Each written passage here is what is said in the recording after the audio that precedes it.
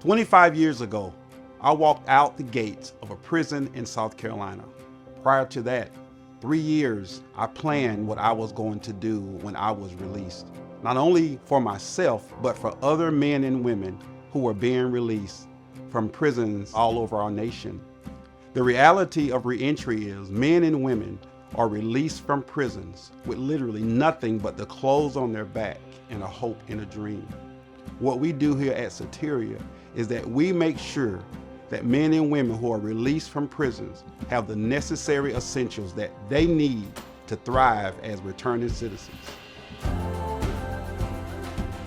Imagine waking up and not having any idea of where you're going to live tonight.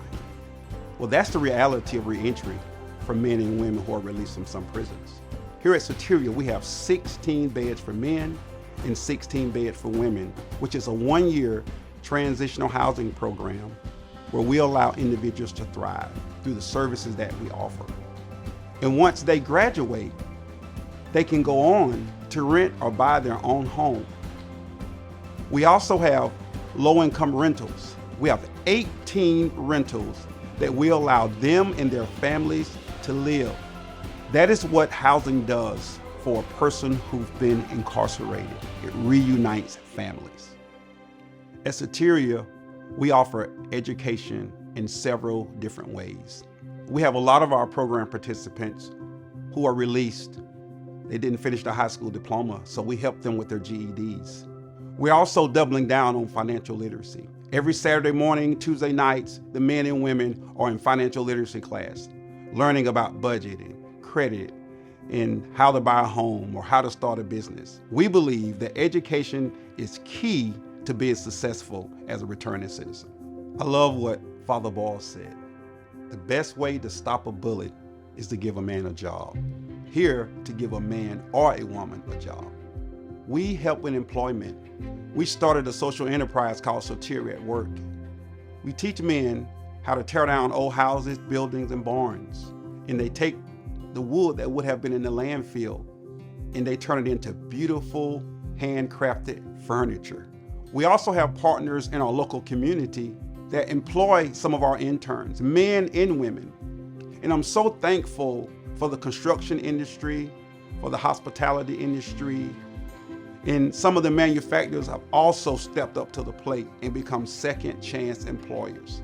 That's what we do here at Soteria. We help men and women gain employment.